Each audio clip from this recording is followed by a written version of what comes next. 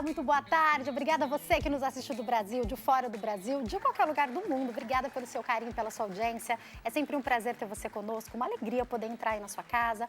Nós te esperamos em todas as redes sociais da emissora. Passa aí para você Instagram, Facebook. Temos também o nosso site, que é o www.hittv.com.br. Através do nosso site, você acompanha a nossa programação ao vivo.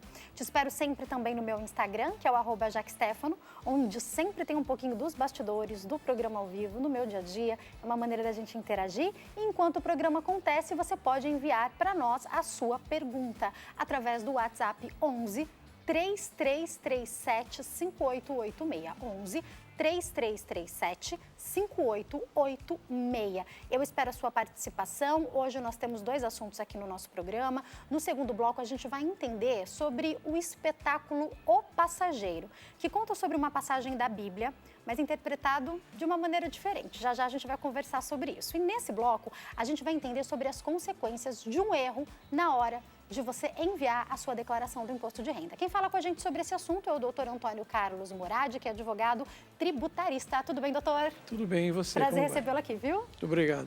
Doutor, eu ouço falar há alguns anos uma frase que aqui no Brasil, se tem 2 coisas que levam alguém para a cadeia, número 1, pensão alimentícia. Número 2, o fisco, o leão. Isso é verdade, doutor? Não, não é verdade. Tem muita coisa que leva a gente à cadeia, né? A ser preso. Basta não respeitar a lei. Agora, a lei penal. Entretanto, essas questões de casos de família, né, são diferentes da questão tributária. Na questão tributária, o crime é de ordem pública, né? Na questão de família, é uma coisa que, no fundo, se acaba ajeitando, né, com o tempo. E quando a gente fala a respeito de algo feito de maneira proposital, a gente ouve muito falar sobre sonegação de impostos, né? Já já eu quero falar sobre o cidadão comum, que não ganha milhões, né, que não tem uma empresa milionária, mas pensando naqueles que sonegam impostos, a malha fina é responsável por descobrir isso ou não? Não, a malha fina ela é provocada após o ato, né? Então, por exemplo, o indivíduo que deixa de incluir a sua declaração alguma coisa que fez no ano anterior. Por exemplo, a venda de um carro e o recebimento do dinheiro, do valor. Ou a compra de um carro com um valor que não foi declarado. Algo do gênero, né?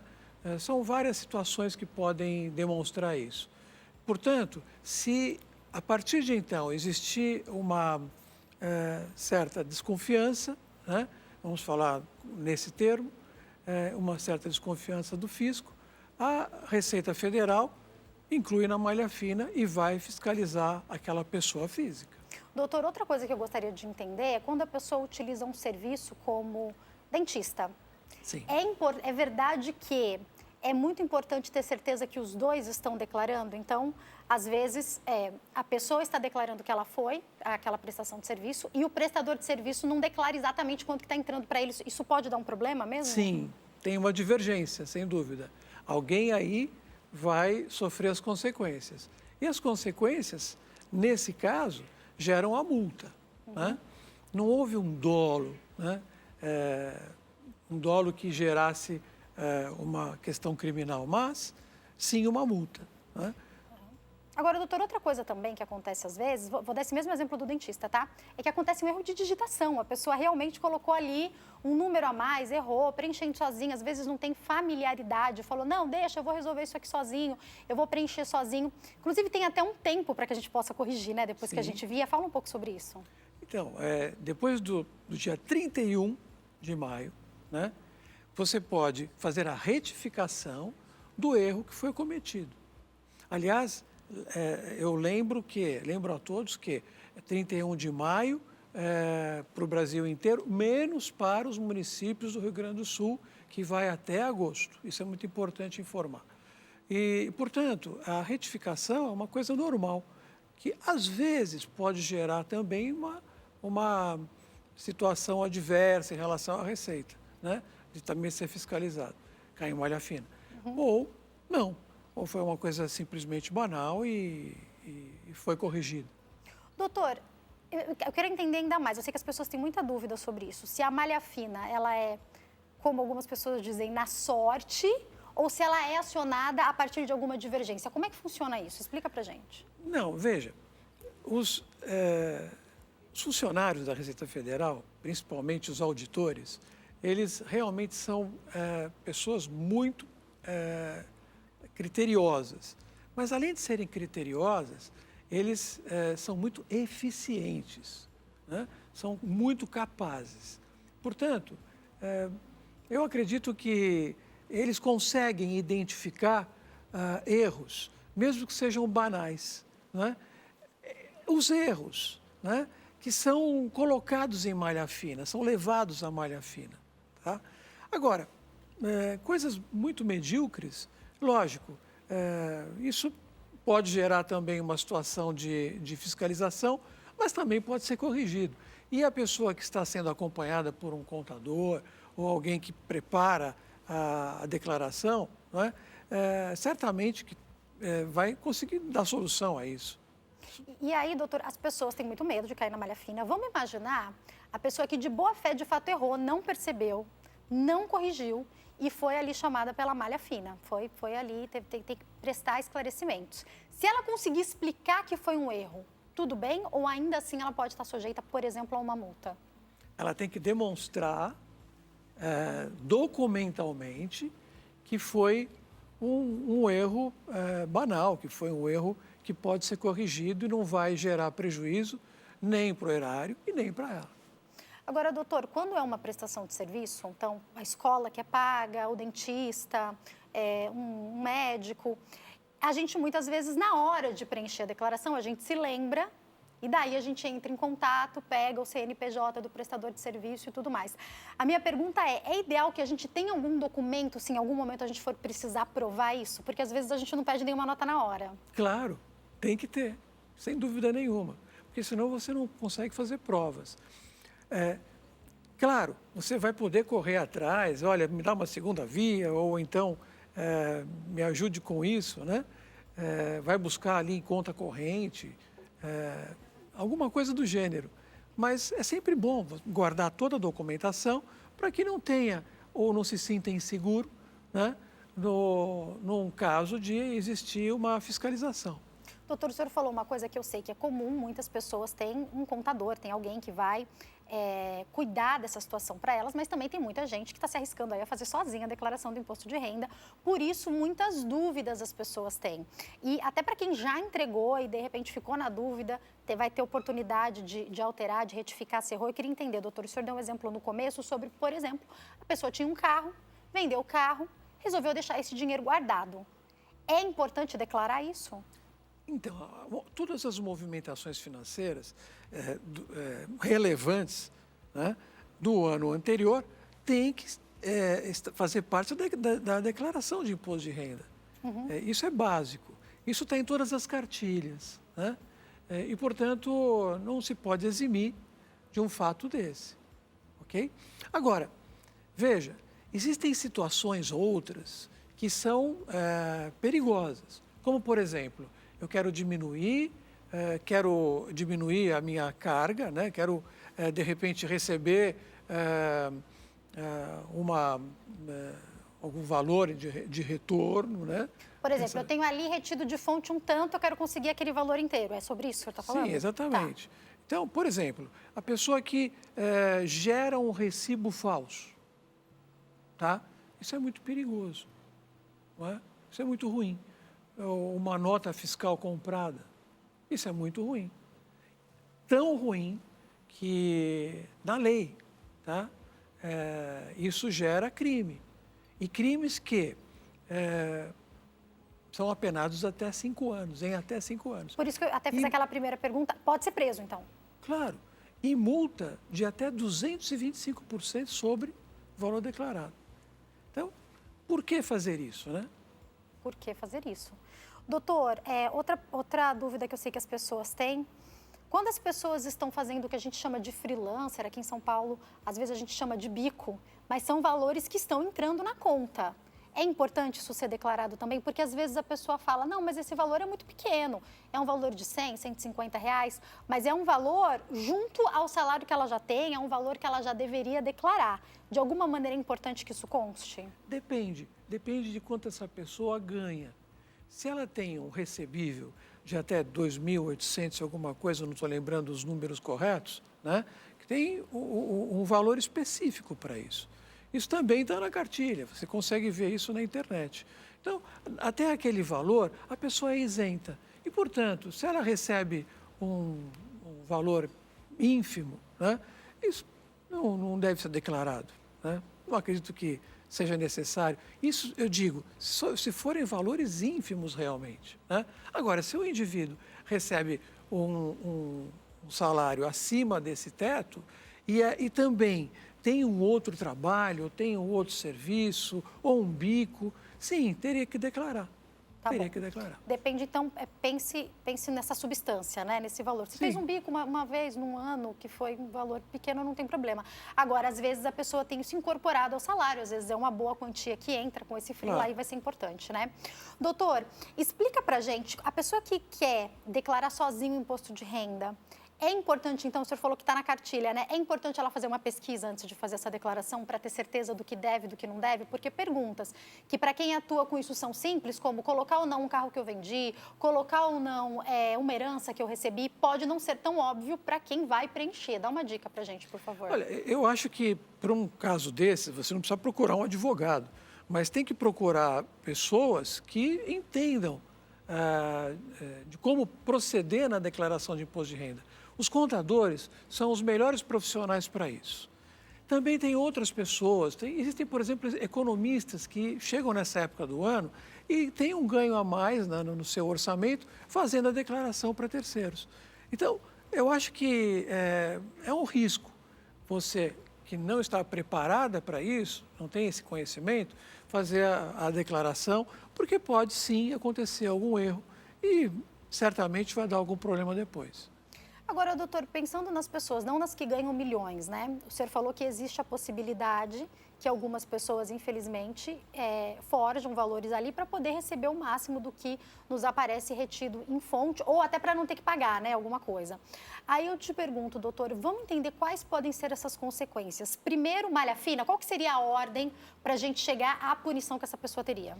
Então, bem colocado. Malha fina, né? Então, é enviado uma notificação, né, para esse contribuinte, né, e esse contribuinte tem que comparecer com as provas, documentos que realmente definam que foi feita aquele serviço, por exemplo. Vamos dizer um dentista, ou então um exame laboratorial que teve que ser pago. Né? Isso tem que ser levado, o documento até lá e comprovado. Talvez isso não seja suficiente. E para fazer com que o auditor fiscal tenha mais segurança de que isso é verdade, ele vai pedir as movimentações de conta corrente para verificar se realmente foi transferido para aquele profissional o valor do serviço. Né? Isso é muito importante. Pois bem, se isso não acontece, esse contribuinte, infelizmente, ele vai ser punido, né, com multa e, se forem documentos falsificados, né, e isso é muito ruim, porque vai penalizar o indivíduo que utilizou esse documento falsificado e aquele que o gerou. Então, são duas pessoas que vão ser penalizadas. Então, de repente, se você tem uma pequena empresa e alguém te pedir um favor, né, para você emitir, porque a gente sabe que, infelizmente, essas situações, a gente está falando ao vivo com todo o Brasil, podem acontecer. A pessoa, às vezes, não tem noção do quanto errado, do quanto sério é isso e quais podem ser as consequências de algo que talvez ela não imagine quão grave é. Já que isso é ultrapassado, ficou para trás, ficou no passado isso. Por quê? Porque o sistema, ele é muito complexo. Tudo se cruza. Não pense que não vai se saber, né? E não pense que isso é só no Brasil. Isso em qualquer lugar do mundo. Quando existe a declaração de imposto de renda, tudo se cruza. Aliás, se cruza a todos os momentos, né? E, portanto, eu acho que hoje em dia isso está acabando já, sabe? E se alguém continua fazendo, saiba, vai sofrer com isso. Agora, doutor, explica para nós. Eu já ouvi muito falar de pessoas que têm valores consideráveis, que têm vários imóveis, que foram descobertos sonegando imposto. Se é tão criterioso como o senhor falou, como que ainda tem tanta gente que sonega? Explica para a gente sobre, porque é uma quantidade imensa de declarações, provavelmente, né? Eu sei que é diferente quando a gente está falando de situação comercial, de situação física, mas explica para nós. Então, em relação à declaração de imposto de renda, ao imposto de renda do indivíduo que sonega, isso é muito mais grave, né? Porque essa sonegação, ela é vista com outros olhos pela Receita Federal, né? Por quê? Um erro banal e até mesmo um acometimento de um delito, como o que eu falei há pouco, né? Ele é apenado de uma forma não branda, mas para que esse contribuinte lembre-se para o resto da vida dele que ele sofreu essa penalidade, inclusive com multas, né? A multa gira entre 150% a 225%. Né? Agora, uma pessoa que é abastada e que tem muito patrimônio, muitos imóveis, seja lá o que for, né? Ela faz isso por quê? Para se beneficiar de mais valores.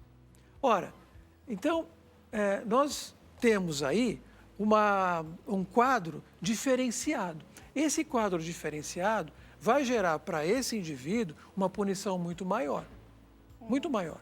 Além de, lógico, os valores são maiores e, portanto, terá execuções fiscais e uma série de outras situações que vai fazer com que essa pessoa sofra as consequências. Agora, nós estamos falando de declaração de imposto de renda.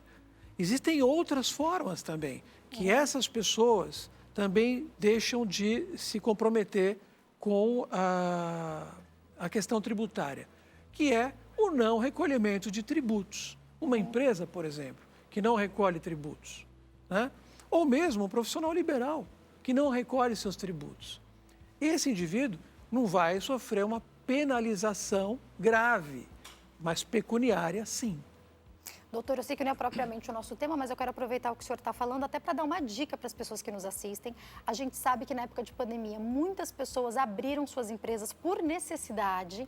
Eu conheço várias pessoas que vêm aqui, que ensinam artesanato, que começaram a vender para fora, pessoas que vendem bolo, enfim, diversas prestações, não só de serviço, como também de atividades, muitas pessoas dando curso e tudo mais. A minha pergunta é muito importante, assim que eu começo a perceber que isso virou um negócio, emitir nota fiscal?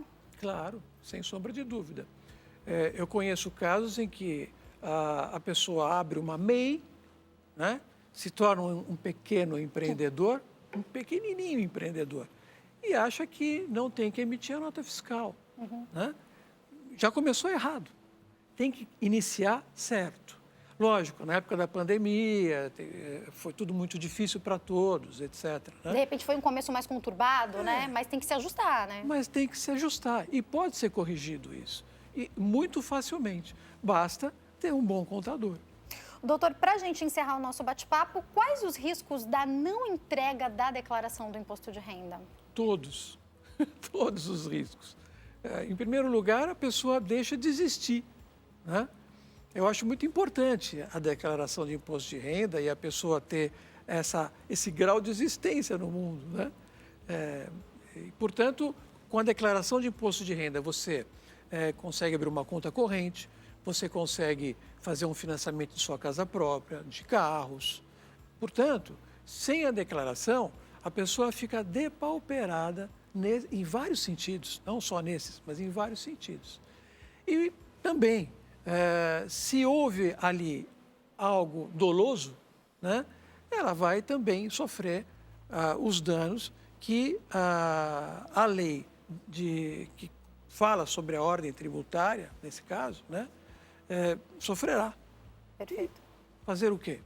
Doutor, para a gente finalizar o nosso bate-papo, a gente teve, antigamente a gente entregava até o final de abril, né? Agora a gente tem um prazo um pouco mais estendido, mas me parece que o brasileiro gosta sempre de deixar tudo para meia hora, então, para a última hora. Então parece que tem mais um mês aí para muita gente entregar. E eu sei que esse deixar para a última hora é muitas vezes o motivo da afobação que faz digitar uma coisa errada, colocar ali qualquer coisa. Ah, não, eu vou colocar aqui o dentista, não tenho certeza se foi esse mesmo que eu fui, vou pôr aquele outro que eu fui da outra vez, que não deixa de ser uma coisa importante, né? Queria que o senhor falasse sobre isso para finalizar. Essa é uma pergunta muito boa, que gera situações corriqueiras, muito corriqueiras. Então, não se afobe, simplesmente faça a sua declaração. Se existir alguma coisa que está errada ali, pode ser retificada depois.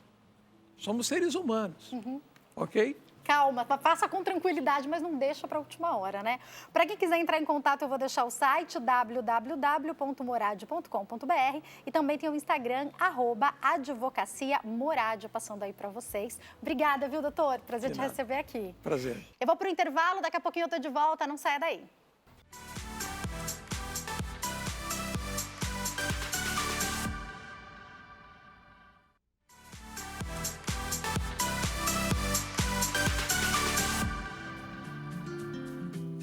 Nosso programa está de volta, esperando a sua participação nas nossas redes sociais, no Instagram, @nosso programa e na fanpage, facebook.com/nossopgm. Você participa também a qualquer momento ao vivo, deixando a sua pergunta através do nosso WhatsApp, que é o 11 3337 5886. Eu estou esperando pela sua participação, porque nesse momento, daqui a pouquinho, a gente vai bater papo sobre teatro, sobre espetáculo, mas nesse momento a gente vai ficar bem informado com notícias que vêm direto da redação.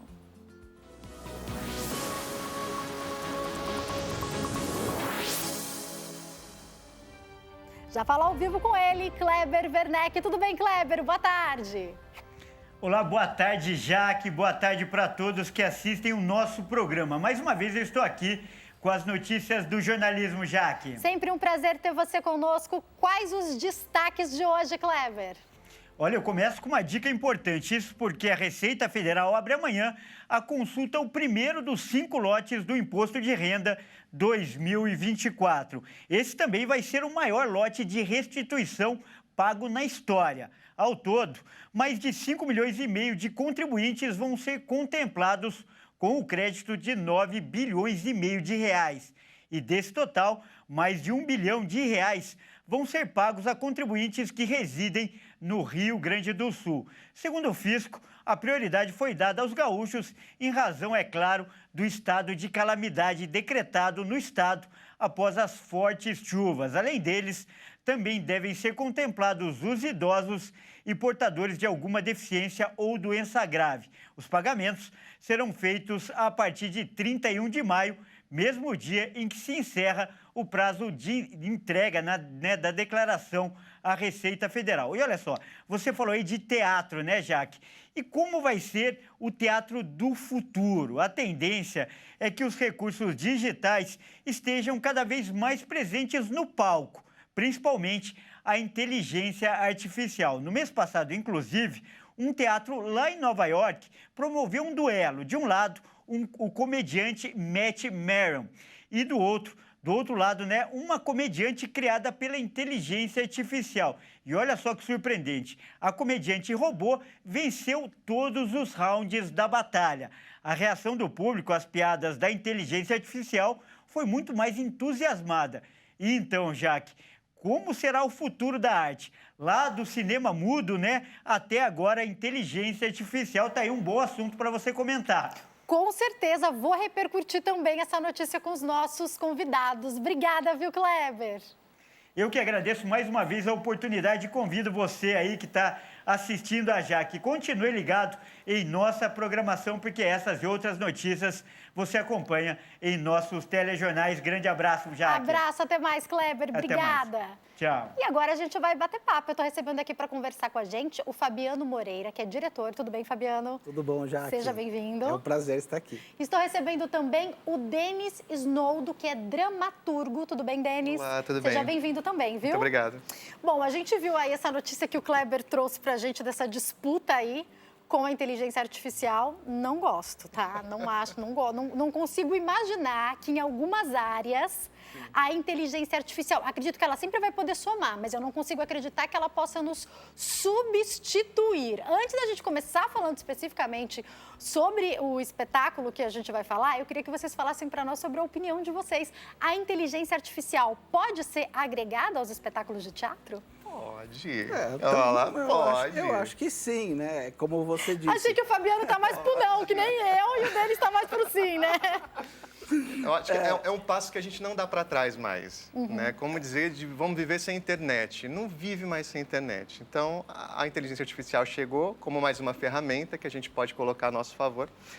Inclusive, o que eu me questiono é por que a inteligência artificial precisa pintar quadros, fazer poesias, enquanto eu varro a casa e lavo a louça. Eu gostaria que a inteligência artificial varresse a minha casa e lavasse a minha louça para que eu fizesse a arte, pintasse os quadros. Denis, eu tô esperando a empregada que me prometeram nos Jacksons quando eu era criança, até hoje, que não chegou. A gente tem no máximo um robozinho ali pro chão. Eu queria que fizesse tudo, né? Sim. Me deixa que a gente pinta os quadros, deixa que a gente crie os textos. Vai ajudar a gente nas outras tarefas, põe né? As músicas, cadê os carros automatizados de fato que a gente espera, né? A gente tá querendo caminhar para aí. Só um adendo, desculpa. Claro. O teatro, ele é uma expressão de arte que acontece do encontro entre uma pessoa, que geralmente é o ator, ou mais de um ator, com uma outra pessoa que é o público, né? E dessa comunhão é o teatro, né? Então, eu tenho dificuldade de imaginar um teatro que não seja feito por pessoas, né? Ele acontece desde sempre, desde a Grécia, né? Nesse encontro de pessoas, e ele, se for substituído, por exemplo, por vídeos, não é teatro, é outra coisa. Tem que ter outro nome. É possível que a inteligência artificial esteja ali complementando, Sim. né? A gente pode ter artifícios que complementem, mas se você não tiver duas pessoas ali nos polos opostos, não faz nem muito sentido, né? É outra coisa, como você falou, né? É outra coisa. Inclusive, a gente usa vídeos, inclusive a gente usa uma série de recursos, mas é preciso que esse encontro entre pessoas aconteça para que seja teatro. Vamos entender qual que é a diferença, qual que é a ideia do espetáculo Passageiro. Quem conta para mim? Olha, o Passageiro, ele nasceu na ideia de gerar uma peça que pudesse transpor barreiras do idioma. Então, a gente, em meio à pandemia, né, na situação de reclusão, imaginamos criar uma peça que pudesse chegar no mundo inteiro através das redes. Enquanto vocês falam, a gente tem algumas imagens, pode falar. Então, não sabíamos quanto tempo que a pandemia iria durar e a gente começou a pensar e a sonhar peças que pudessem chegar no mundo inteiro. Nós fizemos um experimento online com uma peça traduzida para o espanhol e geramos assim, quase que 5 países conectados conosco no meio da pandemia, e aquilo despertou justamente para isso, a utilização da tecnologia em favor do teatro, em favor do trabalho que a gente estava desenvolvendo. E naquele momento tinha parado, né? Mas como o Denis falou, a gente sempre acreditou que não seria um teatro, seria algo além do teatro, porque o teatro necessita dessa comunhão mesmo do público com o artista. Mas a ideia foi desenrolando e a gente montou um núcleo de dramaturgia e começamos a ler o livro do Apocalipse. E através dessa leitura é que foram vindo as ideias, né?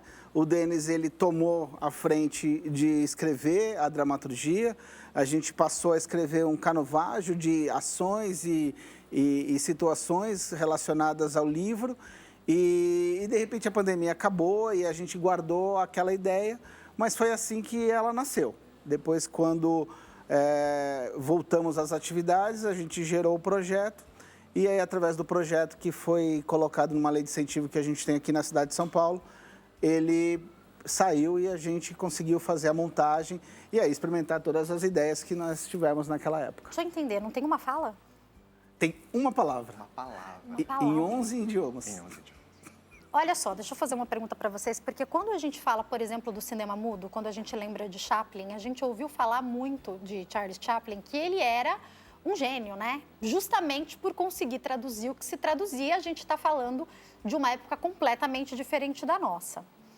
voltar para algo que obviamente não é mudo, porque vocês já falaram que contam com alguns artifícios aí que tem a ver com o nosso momento, que é contemporâneo. Mas sem falas, é um desafio? Eu acho que é um desafio, sim, porque, na verdade, a gente se coloca num lugar quase de vício, né? Mas, a todo momento, a gente se comunica para além das palavras, né? Eu leio expressões faciais, eu vejo qual é a velocidade que a pessoa, de repente, se movimenta, e tudo isso me dá uma ideia de alguma coisa sobre o que ela está querendo dizer, ou sobre como ela está se sentindo, né? Então, a gente potencializa isso, assim, né? Como se faz, né? O que está acontecendo, mais do que eu poderia estar falando. Né? Eu queria entender algo sobre os códigos, tá? Eu vou dar uma explicação aqui. Por exemplo, quando você... eu sou cristã, cruzo com outro cristão, muitas vezes a gente tem uma comunicação que as pessoas que não são cristãs falam, o que eles estão querendo dizer com isso? Sim. Quando a gente fala do livro de Apocalipse, a gente tem um desafio aí. Porque mesmo os cristãos, sejam eles católicos ou evangélicos, mesmo os teólogos têm divergência sobre o livro, têm dificuldade na interpretação do livro, tem pastores que praticamente não... A gente fala sobre a volta de Cristo, mas a gente não entra muito no Apocalipse propriamente dito. Qual foi o desafio com relação a isso na hora de montar essa peça? Vamos lá. A ideia é o que se pretende com o espetáculo de teatro, né? A ideia não é, a princípio, ilustrar o livro de Apocalipse, né? Ou posicionar uma leitura teológica a respeito do que seria o livro de Apocalipse. Né? O que nós queríamos dizer quanto mensagem que o grupo tem de acordo com o que vale a pena passar, né? E tendo o contexto do Apocalipse de fundo, né? Então, nós fizemos a leitura do livro de Apocalipse e imaginamos aquela situação e imaginamos duas pessoas vivendo numa situação como aquela. Né? Então, a gente saiu desse universo, né? Desse mundo todo descrito e para além do mundo visível, né? Porque ele foi, de repente, para uma outra dimensão, ter visões e tal. E a gente veio para o micro, assim, né? A peça acontece em 2 cenários. Então, um primeiro cenário é uma praça, onde o pregador faz suas pregações, e um segundo cenário é a casa dele, assim, um cômodo. O que acontece entre 2 pessoas dentro de uma casa quando o mundo está acabando lá fora. Né? E é sobre isso que a gente quer dizer. A peça tem um intuito de discutir, né, o que é que permaneceria quando tudo passa. O que vale a pena quando tudo acaba. Se tudo acaba, o que fica? Então, esse passageiro é tudo que se vai, mas não é tudo que se vai, alguma coisa fica. E a gente está falando mesmo de relações de amor, né? Uma coisa que tinha muito na minha mente enquanto eu escrevi o espetáculo era uma citação de Hemingway, que dizia que 2 pessoas estavam numa guerra e uma falava para a outra assim, né? De que lado você está na guerra. Né? É mais importante saber quem está do seu lado, né, do que saber sobre a guerra. Quem está do seu lado, né? Isso ficava na minha mente, né? Quem está do seu lado? Quando tudo acabar, quem está do seu lado? É sobre isso o espetáculo, né? Mais do que ficar falando se é... Pré-tribulacionista, mid, pós-tribulacionista. Isso aí a gente vai saber. Eu brinco que na hora a gente vai saber quem está certo e se os pós-tribulacionistas estiverem certo, a gente está um pouco lascado, mas se for a nossa geração, né? Sim. Mas não é sobre isso, porque, inclusive, quando a gente fala de vertentes teológicas, é justamente porque, às vezes, a Bíblia não deixa alguns pontos extremamente esclarecidos. Não. A ideia não é elucidar isso, né? Não é. Que daí, acho que seria até muito mais difícil, muito mais complexo, e seria uma outra discussão, né? Sim. Não seria a proposta, né? Mas você sabe o que foi legal? Por favor. É que a gente trabalhou muito profundo nisso, né? Em cima desse conceito que veio do Denis, proposto pelo Denis, e como ele falou, todo mundo entendeu e começou a experimentar. Mas quando o espetáculo ele foi para a cena mesmo, ele trouxe muitas outras coisas, né? Primeiro, porque a gente foi dividindo ele em camadas. Então, cada camada contou algo também da peça. Então, o audiovisual trouxe a lua de sangue, trouxe a chuva de fogo. Os elementos que estão ali, né? Trouxe elementos, né? Ali em Apocalipse, eu digo. A iluminação, o trovão, a águia passando. Então, coisinhas que a água amarga. ela foi trazendo coisas e ela foi despertando no público em compreensões diferentes. Perfeito. Até de acordo com a teologia que eu acredito, né? Sim. Exatamente. Então, se eu acredito que esse momento é antes, se esse momento é depois, se já está acontecendo esse momento, eu acho que vai pegar num lugar diferente, mas vai levar, eu acredito que o espetáculo, embora eu não tenha visto, vai levar todos para o mesmo lugar, provavelmente, né? Independente de terem visões diferentes. Eu vou me preparar para dar um recadinho. Eu queria que vocês contassem para nós como que é o desafio, não sei se quem prefere falar, qual dos dois prefere falar isso, se é o Flávio ou se é o Denis, mas qual foi o desafio de dirigir pessoas a atuarem sem falar nada, ou só com uma palavra? Quem fala para mim sobre isso? Eu acho que a direção, né? E nós tivemos 2 atores que têm características diferentes. Então, o Daniel, ele se sentiu um pouco mais... um pouquinho mais difícil de entrar. Já a Karina, ela mergulhou de cabeça porque ela é uma atriz que gosta de desafios. Então, os desafios lançados para os atores fizeram com que fosse leve o trabalho, né? Apesar de desafiante, fosse leve o trabalho. Chegou o recadinho do público, vamos conferir. Sobre o nosso bate-papo, o Marco Silva de São Paulo pergunta assim, rapazes, boa tarde, Jaque. Pergunte ao Fabiano e ao Denis como foi a experiência dos atores em fazer parte dessa história. Era aquilo que a gente estava falando. Complementa para mim, por favor. Olha, acho que para todos nós foi uma experiência incrível, porque saímos da zona de conforto para uma peça que foi gerado em diversas camadas e não só a deixa, né, como o ator faz para poder se orientar dentro do palco, existiam coisas que também serviram, como música, toques, olhar, gestos, que marcavam ali para eles a sequência da cena.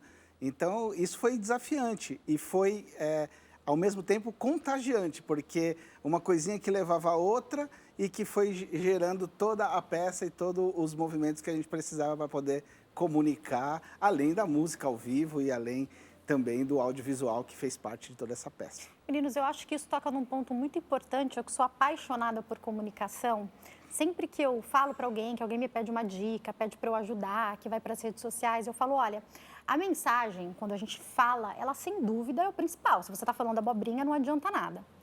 Mas tem muita gente que está falando abobrinha e as pessoas estão prestando atenção porque ela soube usar a roupa certa, ela soube estar no cenário certo, ela soube usar os gestos certos na hora certa. Então, eu sempre digo, é claro que a mensagem é o mais importante quando ela vai ser dita, mas tem muita coisa além da palavra.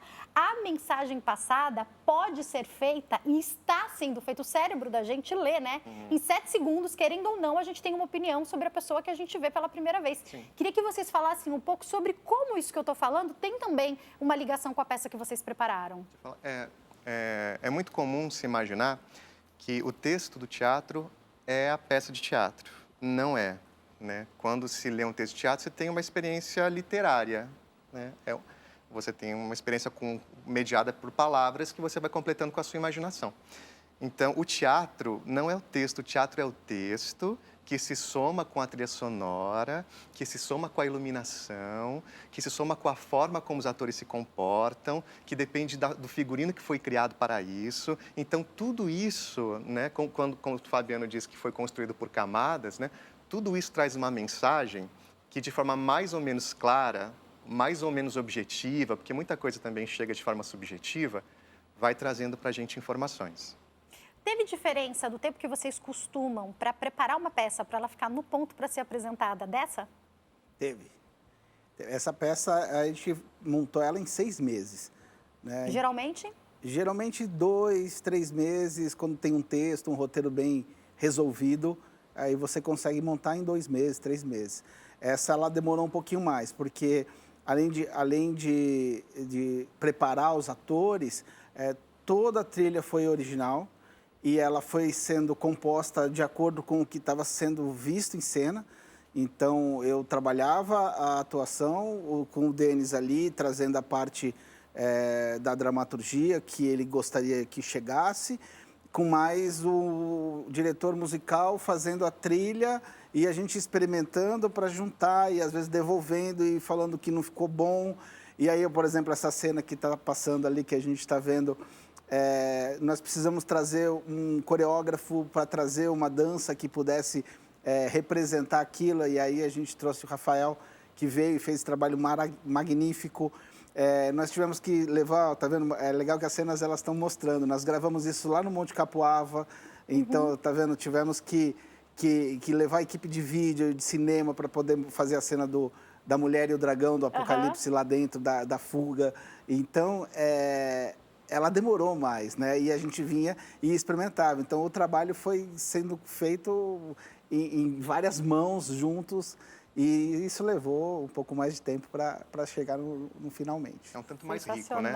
Exatamente. É um tanto mais rico. Sensacional. Eu vi ali a riqueza também do figurino, como tudo expressa alguma coisa, né? A gente tem, eu já percebi, 2 atores principais. Tem mais pessoas que participam da peça? Como atores, não. Não, só os Tem 2 atores e tem 2 músicos, né? Uma violinista e um saxofonista que completam a trilha sonora ao vivo, tocando instrumentos. Eu sei que vocês estão percorrendo o estado de São Paulo, já vou perguntar mais sobre isso, mas eu queria entender, é uma peça que dá para ser assistida na TV, por exemplo, ou a ideia é que seja um espetáculo teatral apenas? Olha, até voltando um pouquinho do começo, falando da tecnologia, quando a gente estreou o espetáculo, a gente experimentou colocar ele dentro do metaverso. Então, nós trabalhamos um espaço, hoje nós temos um espaço no metaverso para desenvolvimento de peças também para o mundo inteiro.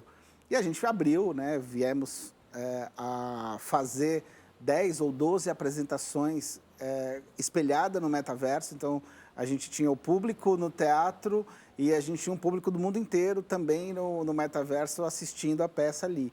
Então, assim, ela pode ser assistida pela televisão, mas ela é uma experiência fantástica para quem vai no teatro. Então, eu ia até falar sobre isso. Para quem não entende o que a gente está falando aqui de metaverso, é como se você estivesse vivendo a experiência do teatro sem estar no teatro. Acredito que vocês tenham feito daquela maneira que compra o ingresso, escolhe a cadeira, senta. Foi mais ou menos isso também? Não, a gente criou um espaço lá como um espaço expositivo. Então, tinha fotos, informações sobre a peça em português e em inglês, e era como se fosse um grande cinema.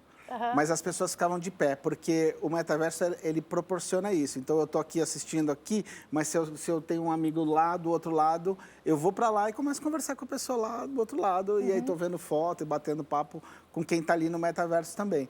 Então, a gente deixou ele bem aberto, né? Porque, sei lá, sentar, a menos quem esteja com óculos daquele de 3D. Para poder sentir esse espetáculo, tudo isso, né? não então, funcionaria. É uma possibilidade, mas estar lá é outra experiência. É a experiência completa, né? Então, tá bom. Vou deixar para quem quiser entrar em contato o Instagram, que é o @ciaalvo. E quem quiser acompanhar a peça, a gente consegue ter a agenda de vocês? Se alguém quer convidar vocês para irem até, sei lá, a sua igreja, enfim, como é que a gente pode fazer? Olha, a gente tem o site, é o www.ciaalvo.com.br. Ali tem todas as nossas peças também. Nós vamos já montar a 6ª peça. Né? O Passageiro é a 5ª peça. Todas elas têm temática bíblica também, né? Todas elas são inspiradas na Bíblia e são dramaturgias inéditas. E o Instagram também é onde... Que é o que eu passei, @ciaalvo, certo? @ciaalvo. Rapazes, muito obrigada. Foi um prazer receber vocês aqui. Parabéns pelo espetáculo, viu? Sucesso. Obrigada a você também pelo seu carinho e pela sua audiência. A gente se encontra aqui amanhã ao vivo, se Deus quiser. Tchau, tchau.